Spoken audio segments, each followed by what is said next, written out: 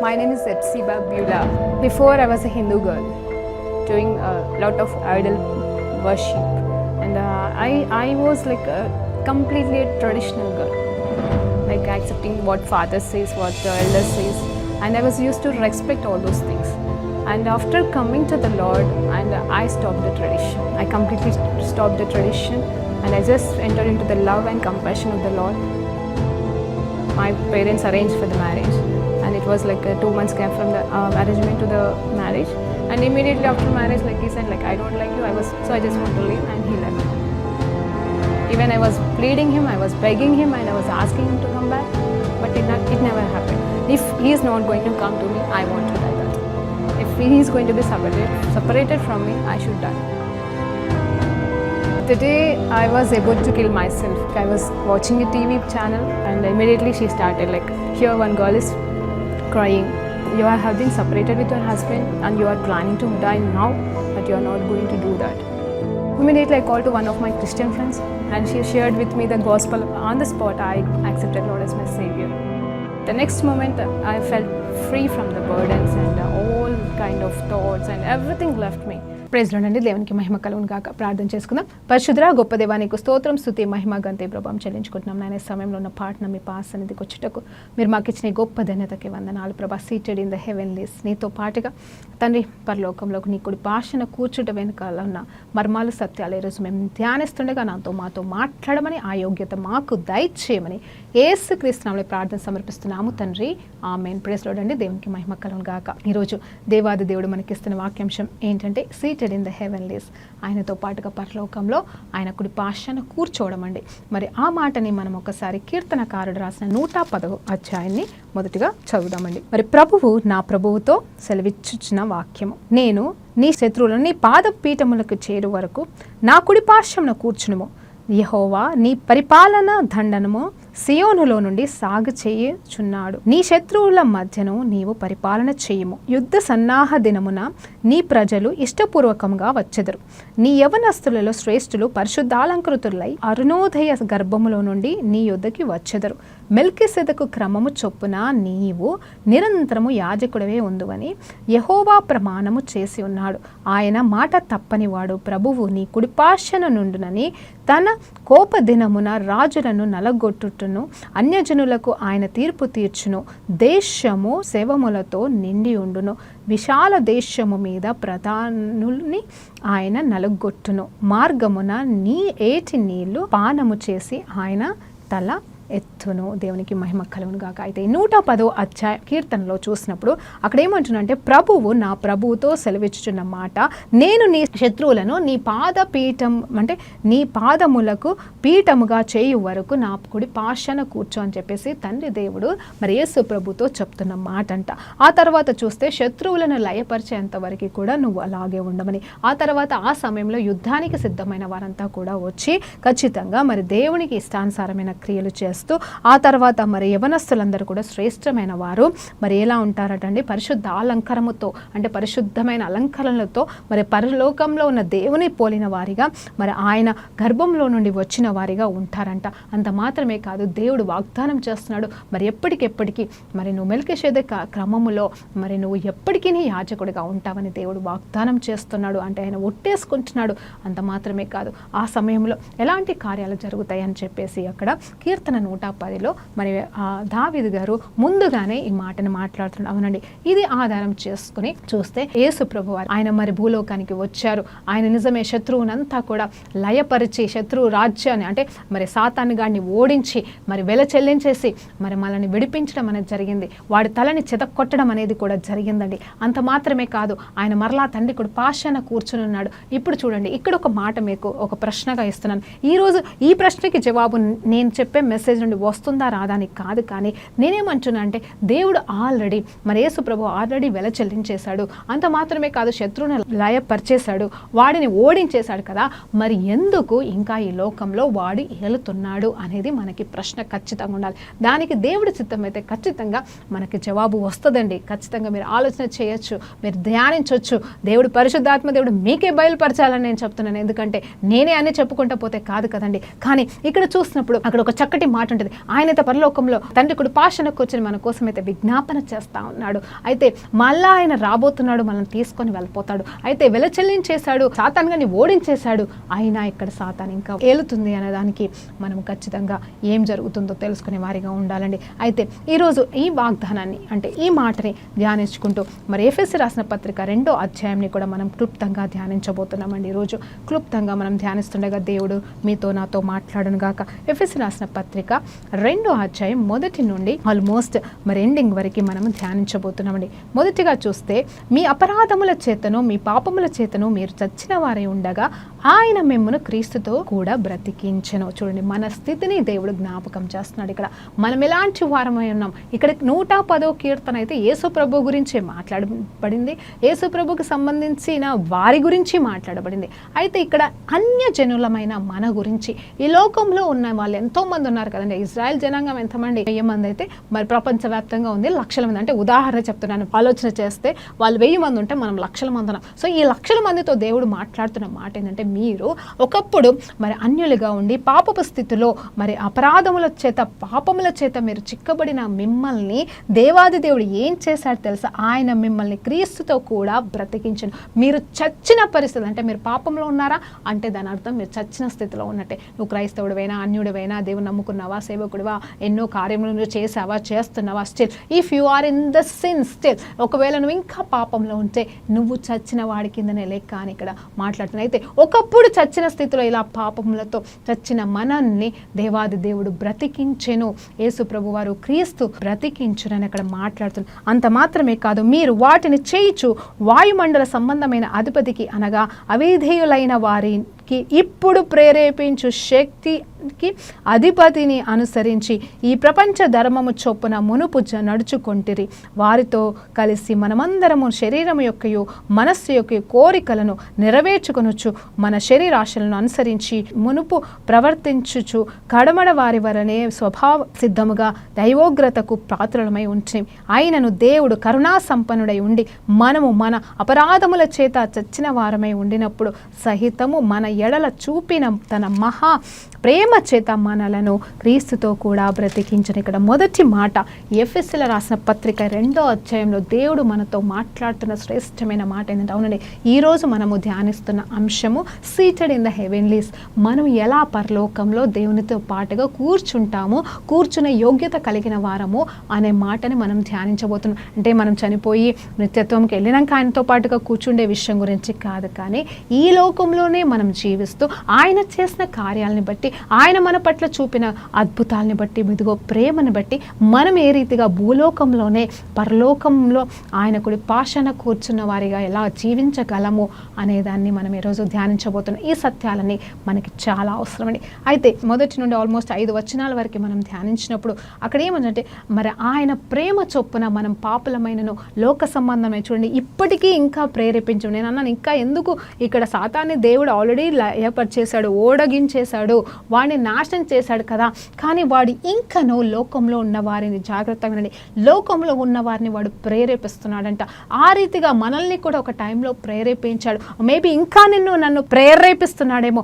జాగ్రత్త సుమి. ఈరోజు వాడు నిన్ను ఏ పాపపు క్రియల నిమిత్తమైతే ప్రేరేపిస్తున్నాడో అంటే దాని అర్థం మీరు చావుకు సంసిద్ధమై ఉన్నారు, మీరు చచ్చిన వారిగా బ్రతుకుతున్నారు, దేవుని పరలోక సంబంధులుగా బ్రతకట్లేదు, కానీ మీరు ఈ లోకపు దయ్యము వారిగా బ్రతుకుతున్నారని దేవుడు జ్ఞాపకం చేస్తున్నాడు. కాబట్టి ఇప్పుడే మీ పాపాలని విడిచిపెట్టండి, ఆ పాత రోత జీవితం నుండి బయటకు రండి. ఒకప్పుడు మనం ఆ రీతిగా ఉన్నామేమో, ఇంకా మీదటగా ఆ రీతిగా ఉండడానికి లేదు. అలాంటి స్థితిలో ఉన్నవారిని బయటకు లాగడానికి దేవుడు మనల్ని పిలుచుకొని మనల్ని బ్రతికించాడండి. ఎలా బ్రతికించాడని చూస్తే, ఇదిగో ఆయన కరుణా సంపన్నతని బట్టి మనం అపరాధముల చేత చచ్చిన వారిగా ఉండగా చూసి మన ఎడల తన అత్యధికమైన ప్రేమను చూపి మనల్ని తనతో కూడా బ్రతికించను. హల్లెలూయా. తనతో కూడా బ్రతికించనంట. అంటే ఏ రోజు బ్రతికించాడంటే తన పునరుత్థానమై తిరిగి లేచి అహరోణమైతే వెళ్ళాడు, కానీ ఆయన ఎట్లయితే బ్రతికాడో ఆ రీతిగా మనల్ని కూడా మరి పాపములకి, అంటే పాపంకి ఇంకా మనకి సంబంధం లేనట్టుగా మనము పవిత్రులుగా మనల్ని మరలా బ్రతికింపచేసి ఉన్నాడు. హల్లెలూయా. ఇదే అండి నిజమైన మరో జన్మకి అర్థం. అంటే అంటే ఇంకొక చచ్చిపోయిన పుట్టిన గురించి కాదండి, ఇక్కడ మనం పొందుకునే మరి ఆయనతో మనము పొందుకునే ఆ నిజమైన మారు మనసు అనుభవం.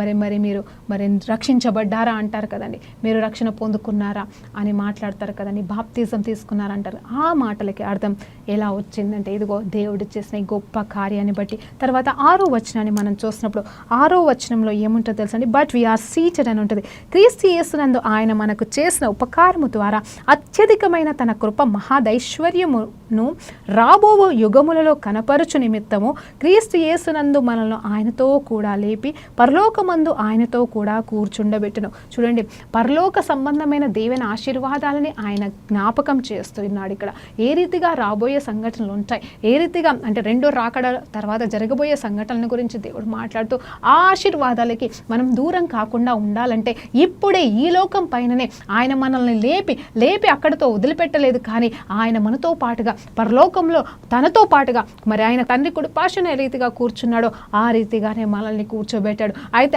ఆయన కుడిపాశన కూర్చొని ఏం చేస్తున్నాడు, అందరి కోసం మన కోసం విజ్ఞాపన చేస్తున్నాడు. ఇక్కడ మనం ఈ లోకంలో కూడా ప్రతి నిమిషం మనం గుర్తుంచుకోవాల్సిన సత్యం ఏంటి అంటే ఇదిగో నీ పేరు ఏంటి అంటే టక్కన చెప్పేస్తావా, లేకపోతే మర్చిపోతావా, లేకపోతే ఏదన్నా కొన్ని ఇంపార్టెంట్ క్వశ్చన్స్ ఎవరైనా నేను అడిగితే మనం టక్కన గుర్తుపెట్టుకుంటాం కదా. మన స్కూల్ టీచర్స్ అంటారు కదా, ఆరే ఇది చాలా ఇంపార్టెంట్, రాత్రి వచ్చి మిమ్మల్ని లేపి అడిగినా మీరు ఇది గుర్తుపెట్టుకోవాలి, ఇది చాలా ఇంపార్టెంట్ అని మనకి ఇంపార్టెంట్ క్వశ్చన్స్ చెప్తా ఉంటారు. ఆ రీతిగానే ఇప్పుడు దేవునిలో ఉన్న మనకి ఖచ్చితంగా గుర్తుండాల్సిన విషయం, నిద్రలో అయినా సరే మెలుకుతో అయినా సరే గుర్తు పెట్టుకోవాల్సిన విషయం మన మనసులో, మన జీవంలో, మన రక్తంలో, మన హృదయంలో నాటుకోవాల్సిన సత్యం ఏంటంటే we're seated in the heavenlies. ఆయనతో పాటుగా కుడిపాశన కూర్చున్నామని మన క్రియల్ని బట్టి కాదండి, మనం చేసిన గొప్పతనాన్ని బట్టి కాదు, ఇదిగో ఆయన చూపిన కృపను బట్టి, ఆయన ప్రేమను బట్టి, ఇదిగో ఆయన మహిమైదైశ్వర్యమును బట్టి ఆయన మనల్ని ఏర్పాటు చేసుకోవడం మాత్రమే కాదు, ఆయన మనల్ని కూర్చోబెట్టుకున్నాడు. ఎందుకు తెలుసా అండి, ఆ పరలోక సంబంధమైన దీవెన ఆశీర్వాదాలు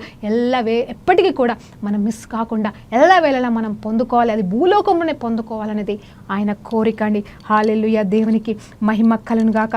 ఆ తర్వాత 7వ వచనాన్ని మనం చూసినప్పుడు 7-8 వచనాలు మనం ఇంతకుముందు ధ్యానించమనైతే మరి అదే 7వ వచనాన్ని చూద్దాం.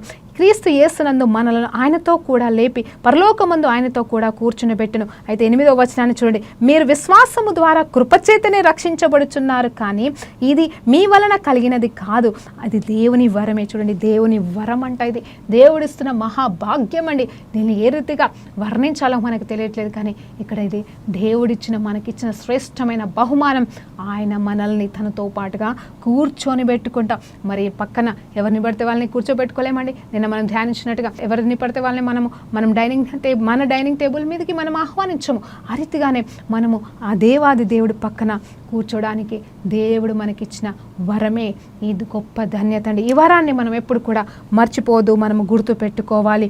అయితే ఆ తర్వాత చూస్తే 11 నుండి 21 వచనాలు మనల్ని చూసినప్పుడు, అంటే ఇది కూడా మన క్రియల్ని బట్టి కాదండి, మన సత్క్రియల్ని బట్టి కాదు, మనం చేసిన ఏదో గొప్పతనాన్ని బట్టి కాదు, కానీ ఆయన చేసిన దాన్ని బట్టి. కానీ ఆ మైండ్లో అవును నేను ఈ లోక సంబంధమైన వాడని కాదు, కానీ నా పౌరసత్వం పరలోకంలో ఉంది, కాబట్టి నేను పరలోకంలో ఆల్రెడీ కూర్చుని ఉన్నాను, కాబట్టి యేసుతో పాటుగా కూర్చున్న నేను భూలోకంలో ఎలా జీవించాలి, ఎలా పరిశుద్ధంగా ఉండాలి, ఆ హోదాకి తగ్గట్టుగా మనం ఎలా ఉండాలి అనేది మనం నేర్చుకోవాల్సిన వారుగా ఉన్నాము. అది పాటించాలండి. ఆ హుందాతనం అనేది మన జీవితంలో ఉండాలండి. మన హృదయంలో ఆ హుందాతనం, ఆ నిబ్బరం అనేది ఎల్లవేళలా మనల్ని ఏలాలని దేవుడు జ్ఞాపకం చేస్తున్నాడు. ఆ తర్వాత 11 నుండి మనము 21 వచనాలకి కొద్దిగా ధ్యానిస్తే, కాబట్టి మునుపు శరీర విషయంలో అన్యజనులై ఉండి శరీరం ముందు చేతితో చేయబడిన సున్నతి గలవారు అనబడిన వారి చేత సున్నతి లేని వారనబడిన మీరు ఈ కాలమందు ఇజ్రాయెల్తో సహ పౌరుల గాక పరదేశులను, వాగ్దాన నిబంధనలను లేని పరజనులను, నిరీక్షణ లేని వారును, లోక మందు దేవుడు లేని వారై ఉండి క్రీస్తుకు దూరస్తులై ఉంటిరని మీరు జ్ఞాపకము చేసుకుని, ఆయనను మునుపు దూరస్తులైన మీరు ఇప్పుడు క్రీస్తు యేసునందు క్రీస్తు రక్తము వలన సమీపస్తులై ఉన్నారు. ఆయన మన సమాధానమైన నుండి మీకును మాకును ఉండిన ద్వేషమును అనగా మరి విధి రూపకమైన ఆజ్ఞలను ధర్మశాస్త్రమును తన శరీరమందు కొట్టివేయుట చేత మధ్య గోడను పడగొట్టి మన ఉభయులను ఏకము చేసని. ఇక్కడ పౌలు భక్తుడు ఏం మాట్లాడుతున్నాడు తెలుసా అండి, ఇదిగో ముందు మీరు అన్యులు, సున్నతి లేని వారు అని పిలువబడ్డారంటే ఇప్పుడు యేసు ప్రభు రాకముందు, పుట్టక ముందు, యేసు ప్రభు యొక్క శిలువ కార్యము కాకముందంట మరి లోకంలో ఉన్న వాళ్ళందరినీ ఎలా పిలువబడ్డారంటే వాళ్ళు సున్నతి లేని వారు, అన్యులు, దేవుని బిడ్డలు కాదు, ధర్మశాస్త్రంకి వీరికి సంబంధం లేదు, మరి వారిని ఒక నీచులుగా వారు చూసారేమో మనకు తెలియదు, కానీ ఏదేమైనా సరే దేవుడు లేని వారిగా, దూరస్తులుగాను, పాపంలో ఉన్నవారిగాను, మరి నిజం చెప్పండి ఇజ్రాయెల్స్లో పాపం లేదండి, ఉంది, కానీ దేవాది దేవుడు వారిని ప్రత్యేకమైన జనాంగా వారిని ఎప్పుడు పరిశుద్ధపరిచే ఒక ప్రాసెస్లు గుండా వాళ్ళని నడిపించాడు. కాబట్టి ఎప్పుడు దేవుడు వారిని చూసినా వాళ్ళని పవిత్రంగానే చూడడానికి ఆ ప్రేమ దేవుడు వారి పైన కుమ్మరించాలని, అదే ప్రేమని లోకంలో కూడా కుమ్మరించాలనే ఉద్దేశంతో, ఎందుకంటే అందరూ ఆయన బిడ్డలే, ఆదాం సంతానం అంతా మనమండి.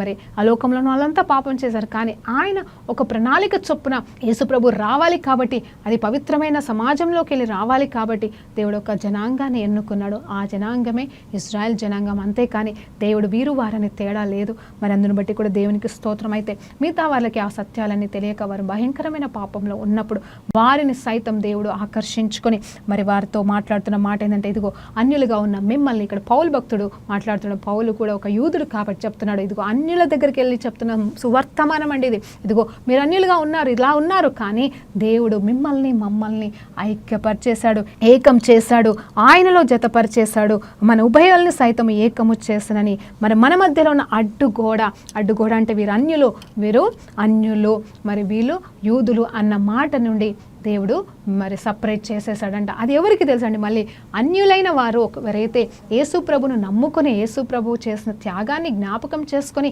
మరి యేసు ప్రభుని సొంత రక్షకునిగా అంగీకరిస్తారో వారు దేవుని కుమారులుగా మార్చబడతారు. అప్పుడు వారు కూడా మరి ఇజ్రాయెలైట్స్ వారితో మరి సమానత్వంలోకి వస్తారని ఇక్కడ వాక్యం చెప్తుంది. అయితే సమానత్వంలోకి దేవుడు మనల్ని తీసుకొచ్చాడు, అన్యులైన మనల్ని. మరి నువ్వు ఏ కుల మతమైనా సరే దేవుడు తన బిడ్డలతో పాటుగా సమానపరిచేశాడు. ఇంకా భేదమేమీ లేదు. ఇక్కడ భేదం ఎక్కడ ఉందంటే, దేవుని నమ్ముకున్నవారు, దేవుని నమ్ముకోలేని వారని కొత్త నిబంధన ప్రకారంగా, అంటే మన ప్రజెంట్ కాలంలో అది మాత్రమే మనకి ఉందండి. సో దేవుడు అందరి కోసం వెల చెల్లించాడు, కానీ ఇంకా నమ్మలేని వారు చాలామంది ఉన్నారు. ఆ నమ్మలేని వారి నిమిత్తము మనం ప్రార్థన చేస్తూ సువార్త ప్రకటించడమే దేవుడు మనకు అప్పచెప్పిన గొప్ప బాధ్యత. అదే పౌలు భక్తుడు ఇక్కడ చెప్తా ఉన్నాడు. అయితే మధ్య గోడ అంటండి, మధ్య గోడ అనగానే నాకు ఒక మాట గుర్తొచ్చింది. ఇక్కడ నీకు నాకు మధ్యలో మధ్య గోడ కాదు, కానీ నిజం చెప్పాలంటే మొదటిగా మనకు కావాల్సింది అంటే ఆ ఇజ్రాయెలైట్స్కి మనకి మధ్యలో మధ్య గోడని ఆయన ఎప్పుడో తీసేశాడు. ఇంకా ఏ భేదము లేదు, అందరూ పాపం చేశారు. కానీ ఇక్కడ ఏంటంటే అందరి నిమిత్తం నేను ప్రాణం పెట్టాను కాబట్టి అందరూ నా బిడ్డలే, మీరు నా వైపు తిరగండి, నేనిచ్చే రక్షణని మరి అంగీకరించండి అని దేవుడు చెప్తున్నాడు.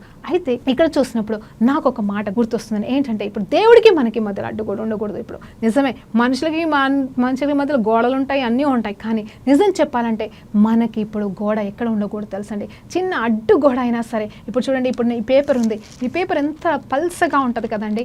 అదే ఒకవేళ ఇది ట్రాన్స్పరెంట్ పేపర్ అనుకోండి, మరి అది గోడ కాదు, జస్ట్ పేపరే. ఒక ట్రాన్స్పరెంట్ పేపర్ అంటే ఒక కవర్ లాంటి పేపర్ మనుషులకి అడ్డం పెడితే ఖచ్చితంగా అందులోకి వెళ్ళి మొత్తం కనిపిస్తుంది. అడ్డం ఏమి ఉండదు, కనిపిస్తుంది, వినిపిస్తుంది, అంతా ఉంటుంది. అంటే నేను అద్దం గురించి చెప్పట్లేదు, అద్దం లాగా ఉంటుంది, థిక్ కాదండి, థిన్ పేపర్ గురించి నేను మాట్లాడుతున్నాను. కానీ ఆ మాత్రం అడ్డం కూడా దేవుడికి మనకు మధ్యలో ఉండకూడదు. అంతగా మనం దేవునిలో ఐక్యపరచబడాలి, అంతగా దేవునితో మనం ఏకమైపోవాలి. అదే దేవుడు మన నుండి కోరుకుంటున్నాడు. సరే, ఇక్కడ ఇజ్రాయెలైట్స్ యూదులని అన్యులని మనల్ని కలపడం మాత్రమే కాదు, ఆయనైతే మనల్ని ఏకం చేశాడు, ఏ భేదము లేదని, అందరూ నాకు సమానమే అని చెప్పేసి ఆయన చేసిన ప్రేమ కార్యము ద్వారా లోకమును ఎంతగానో ప్రేమించానని చెప్పిన ఆ మాట ప్రకారంగా ఆయన నెరవేర్చేశాడండి. యోహాను సువార్త 3:16 చూసినట్టుగా.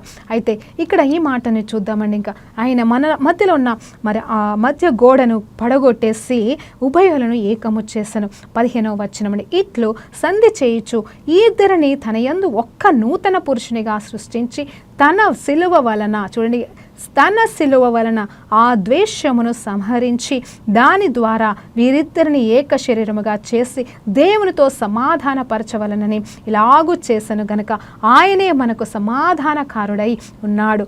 మరియు ఆయన వచ్చి దూరస్తులైన మీకును సమీపిస్తులైన వారికి సమాధాన సువార్తను ప్రకటించను.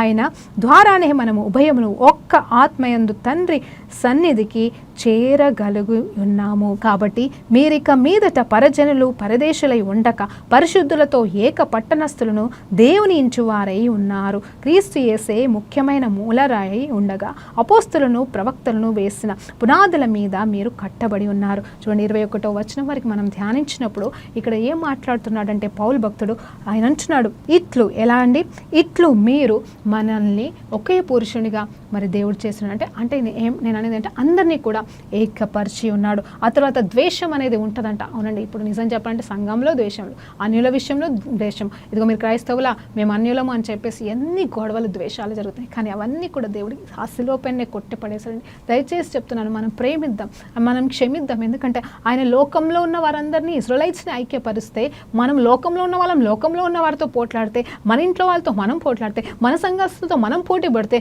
అసలు ఆయన చేసిన ఈ త్యాగానికి, ఈ సిలువకి ఏమన్నా విలువ ఇస్తున్నామా అండి? మీరు ఆలోచన చేయండి. అంత మాత్రమే కదా అని ఆయన చేసిన ఈ సిలువ త్యాగం వలన, సిలువ యాగం వలన ఆయన వెల చెల్లించిన దాని ప్రకారం అందరినీ ఐక్యపరిచేశాడా అంట. అది కూడా ఎలా తెలుసా? ఒక ఆత్మ ద్వారానే, అంటే ఆయన ఆత్మ ద్వారానే మనల్ని ఐక్యపరిచాడు. ఆత్మ ఏ ఆత్మ అంటే దేవుని ఆత్మ మనకి ఇవ్వబడింది. ఎప్పుడు యేసుని మనము సొంత రక్షకునిగా అంగీకరించినప్పుడు ఆయన ఆత్మ మనలోకి వచ్చి నివసిస్తుంట. అంటే నీలో, నాలో, ప్రతి ఒక్కరిలో ఉన్నది అదే ఆత్మ. ఒక సంఘంలో 100 మంది ఉన్నా, 1000 మంది ఉన్నా, లక్షల మంది ఉన్నా, వాళ్ళు దేవుణ్ణి, యేసు ప్రభుని నుండి రక్షణ పొందుకున్న వారైతే వారిలో అందరిలో ఉన్నది ఒకే ఆత్మ, అదే పరిశుద్ధ ఆత్మ దేవుడు అండి. హల్లెలూయా, దేవునికి మహిమ కలుగును గాక. సో నీలో ఉన్న దేవుడే వారిలో ఉన్నప్పుడు, నీలో ఉన్నవాడే వారిలో ఉన్నప్పుడు, నిన్ను రూపించిన వాడే వారిని రూపించినప్పుడు, నిన్ను చెక్కిన వాడే వారిని చెక్కినప్పుడు, నిన్ను ఆశీర్వదించే వాడే వారిని ఆశీర్వదించినప్పుడు, ఇంకా ఈ కుళ్ళులు, కుతంత్రాలు మరి ఎందుకండి? సౌలులాగా మనకొద్దు, ఈ విభేదాలు వద్దు. ఆయన విభేదాలని తీసివేయడానికి వచ్చాడు. వెల చెల్లించినప్పుడు మనమెందుకు ఈ అడ్డుగోడల్ని కట్టుకుందామో ఈరోజు మనము తొలగించుకుందామండి. మన చేతులతో చేయబడిన ఈ అడ్డుగోడల్ని, మన సంఘాల్లో ఉన్న అడ్డుగోడల్ని, ఇదిగో అవునండి, అన్యులకైతే తెలియదు కాబట్టి మనల్ని అసహించుకుంటారేమో. దేవుడే చెప్పాడు కదా, నన్ను బట్టి మిమ్మల్ని అసహించుకుంటారు. ఓకే ఫైన్, వాళ్ళని మనం ప్రేమిద్దాం, వాళ్ళకి అర్థం కాదు కదా అని తెలియజేద్దాం. కానీ మనమే మరి శత్రువులుగా మారుతున్నాము. కాబట్టి ఆ శత్రుత్వం నుండి మనం ఈరోజు బయటకు వచ్చుదాం గాక. చూడండి ఎంత గొప్ప సత్యాలు ఈరోజు దేవాది దేవుడు మనతో మాట్లాడుతున్నాడో మీరు ఆలోచన చేయండి. తర్వాత చివరిగా ఆ 2 వచనాలు కూడా మనం ధ్యానిద్దామండి. ప్రతి కట్టడమును ఆయన చక్కగా అమర్చబడి ప్రభువునందు పరిశుద్ధమైన దేవాలయ మగుటకు వృద్ధి పొందుచున్నది. ఆయనలో మీరు కూడా ఆత్మ మూలంగా దేవునికి నివాస స్థలమై ఉండుటకు కట్టబడుచున్నారు. చూడండి, ఇక్కడ పౌలు భక్తుడు అక్కడ అన్యులతో మాట్లాడుతున్నాడు. మీరు అన్యులు కాదు, ఇక మీదట మీరు కూడా దేవుని బిడ్డలే అన్నాడు. ఇక్కడ మనం ఆల్రెడీ దేవుని బిడ్డలమని మనకు తెలుసు. అక్కడ పౌలేమో తెలియని వారికి చెప్తున్నాడు. ఇక్కడ తెలిసిన మనతో మరి ఇక్కడ ఏం మాట్లాడాలి, మనం ఏం అర్థం చేసుకోవాలని చూస్తే మనమంతా కూడా ఆయనతో పాటుగా ఒక ఆత్మ మూలంగానే దేవునికే మరి నివాస స్థలంగా ఉన్నామంట. ఎలాంటి నివాస స్థలంగా ఉన్నామని దేవుని చిత్తమైతే రేపు దేవుని మందసము గురించి మనం ధ్యానించబోతుంటుండగా ఆయన నివాస స్థలంలో ఎలాగ అవుతున్నామనేది మనం ధ్యానిద్దామండి. అయితే 20వ వచనంలో చూసినప్పుడు ఒక చక్కటి మాట ఉంటుంది. క్రీస్తు యేసే ముఖ్యమైన మూలరాయి అయి ఉండగా అపోస్తులను ప్రవక్తలను చేసిన పునాది మీద మీరు కట్టబడుతున్నారు. ఏంటండి? అపోస్తులు అలాగే ప్రవక్తలు. ఇక్కడ అపోస్తులు చేసిన పునాది ఏంటి అనేది చూస్తే, అపోస్తులు ఎప్పుడు వచ్చారండి? యేసు ప్రభు పిలుపుతో. అంటే యేసు ప్రభు పుట్టిన తర్వాత ఆయన 3.5 సంవత్సరాలు మొదటిగా 12 మంది అపోస్తులను పిలిచి ఉన్నాడు. తర్వాత అందులో పౌలు కూడా చేరబడ్డాడు. ఆ తర్వాత ఎంతో మందిని దేవుడు అపోస్తులుగా చేసి ఉన్నాడు. సో అపోస్తులు అంటే ఆయనను నమ్ముకున్నవారండి. అపోస్తులు అంటే ఎవరో కాదండి, ఆయన అనుసరించేవారు. సంపూర్ణంగా యేసులాగా బ్రతుకుతూ, యేసులాగా జీవిస్తూ, యేసులాగా మరి ఎన్నో కార్యములు చేయువారే నిజమైన అపోస్తులు అండి. ఏదో సర్టిఫికెట్లు చేసి లోకానుసారంగా వాళ్ళు ఎలా ఇస్తున్నారు అంటే, లోకం అని కాదండి, మరి డినామినేషన్స్లో ఎలా అపోస్తులని పెడుతున్నారో లేకపోతే అది వేరండి. దేవుడు పిలిచిన పిలుపు ఉంటుంది, అలాగే మనం పెట్టుకున్నది ఉంటుంది. సరే, దాని గురించి ఇప్పుడు మనకు అవసరం లేదు. కానీ ఇప్పుడు నేనేమంటున్నా అంటే, అపోస్తులు అంటే నూతన నిబంధన ప్రకారంగా కట్టబడినది, అలాగే ప్రవక్తలు అంటే పాత నిబంధన ప్రకారంగా ధర్మశాస్త్రం అంతా కూడా మరి నెరవేర్చేశాడు. మరి కొట్టివేయడానికి కాదు, కానీ కంప్లీట్గా నెరవేర్చిన ఆ శిలువ యాగం ద్వారా జరిగిన ఆ ప్రవక్తల యొక్క పునాదిని, ఆ రెండిటిని కూడా దేవుడు ఎలా చేశాడు తెలుసా అండి? ఆ రెండిటి పునాదుల పైన మనం ఇప్పుడు కట్టబడుతున్నామంట. హల్లెలూయా. అంటే ఆయన సంపూర్ణం చేసిన పునాది, అలాగే అపోస్తుల ద్వారా ఆరంభించబడిన పునాది. హల్లెలూయా, దేవునికి మహిమ కలుగునుగా. కావునండి, ఒక పునాది ఉంటే మళ్ళీ పునాది మీద పునాదులు అయితే ఎవరు డబల్ పునాదులు వేయరు. కానీ ఇక్కడ చూస్తే ఆ రెండిటిని దేవుడు సమానం చేస్తున్నాడు ఆ సిలువ పైన. దేవునికి మహిమ కలుగునుగాక. ఆ స్ట్రాంగ్ పునాది పైన ఇప్పుడు మనం కట్టబడుతున్నాం. ఎవరము? క్రైస్తవులమైన మనము, అంటే దేవుని చేత పిలువబడిన మనం, దేవుని అంగీకరించిన మనం. అంటే ఇక్కడ ఏ భేదము లేదు, ఈ పురుషులని లేదు, అలాగే మరి ఈ మతం ఆ మతం అనేది లేదు. నువ్వు క్రీస్తుని అంగీకరిస్తే ఆయన వలన ఆయన కట్టుతున్న ఆ మందిరముగా మనం ఉండబోతున్నాము. ఆ పునాది ఆయన అయితే మరి ఆ పునాది పైన మనము, ఆయన మూలరాయి అయితే ఆయన పైన కట్టబడుతున్న రాళ్ళగా మనం ఉంచున్నామని దేవుడు ఇక్కడ మరి పౌలు ద్వారా మనతో మాట్లాడుతున్నాడు. సో అంత మాత్రమే కాదు, దేవునికి మనం నివాస స్థలములుగా. హల్లెలూయా, దేవునికి మహిమ కలుగును గాక.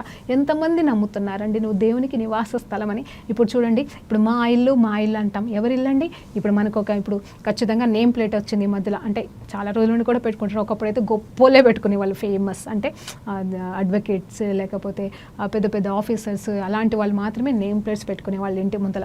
ఇప్పుడు ఏంటంటే అందరూ నేమ్ ప్లేట్స్ పెట్టుకుంటున్నారు. నేమ్ ప్లేట్స్ మాత్రమే కాదండి, ఇంటి ముందర ఉన్న ఆ గోడకి, ఆ గేట్ దగ్గర ఉన్న గోడకి ఖచ్చితంగా ఆ ఇంటికి ఏదో పేరు పెట్టేసి ఆ ఇంటికి వారి ఇల్లు, వీరి ఇల్లు అని ఇంటి పేరుతో సహా పెట్టేసుకుని, ఎవరి ఇల్లు అంటే పలానా వారి ఇల్లు అని అక్కడ ఎవరు చూడాల్సిన అవసరం లేదు. తెలిస్తే వేరు, తెలిస్తే ఇంటి యజమానుల పేరు చెప్తారేమో, ఇంట్లో వాళ్ళ పేర్లు చెప్తారేమో. కానీ తెలియని వారైతే ఆ బోర్డు చూడంగానే ఓహో ఇది పలానా వారి ఇల్లు అంటే వాళ్ళు తెలియకపోయినా ఆ పేరుని బట్టి పలానా ఇంటి పేరు, పలానా వారి పేరు అని చెప్పేసి ఆ బోర్డులు పెట్టినట్టుగా మరి ఎందుకు పలానా వాళ్ళ ఇల్లు అని చెప్పేసి ఆ ఇంటికి ఒట్టిగా కట్టబడి రాళ్ళ చేత కట్టబడిన మామూలు ఇంటికి మనం అలాంటి ముద్ర వేసేస్తే, మరి ఇప్పుడు మనం లొకేషన్స్ చూస్తే ఆ లొకేషన్ అంట మరి జీ మ్యాప్లో రికార్డ్ అయిపోయి మన లొకేషన్ పెట్టంగానే అక్కడ ఎక్కడున్నవాడికి వెళ్ళిపోయి మరి లొకేషన్ సిద్ధమైపోతుంది. హల్లెలూయా. అంటే మీకు నా భాష అర్థమవుతుండొచ్చు, నేను ఏం చెప్పాలనుకుంటున్నాను, ఎందుకంటే నాకు సమయం అయిపోయిందండి. కానీ నేనేమంటున్నానంటే చూడండి, మనం దేవునికి నివాస స్థలం అంటే మన జీ మ్యాప్ ఎక్కడ ఉండాలంటే పలానా అమ్మాయి అంటే, పలానా అబ్బాయి అంటే, పలానా క్రైస్తవుడు అంటే, పలానా మరి దేవుని భక్తుడు అంటే, పలానా సేవకుడు అంటే, ఇదిగో దేవుని నివాస స్థలం, దేవుని పోలిన వాడితను, దేవుని పోలిన వాళ్ళు వీరు, దేవుని ప్రేమించువారు వీరు అనే ఒక ముద్ర నీ పైన ఉందా? ఒక నేమ్ ప్లేట్ నేను చూసిన వాళ్ళు చెప్పగలరా? మరి అలాంటి దేవుడి నివాస స్థలములైన మనము మరి ఎలాంటి సాక్ష్యము కలిగి ఉన్నామని దేవుడు ఈరోజు మనల్ని ప్రశ్నిస్తూ మాట్లాడుతున్నాడు. సో ఆయన చేత రూపించబడ్డాం, ఆయనలాగా రూపించబడ్డాం.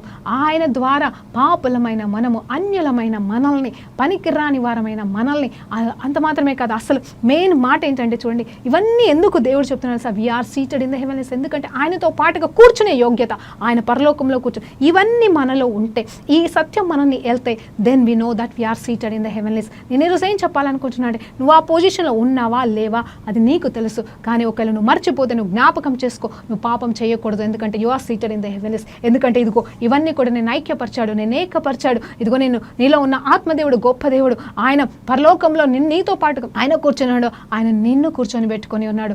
దేవునికి మహిమ కలుగును గాక.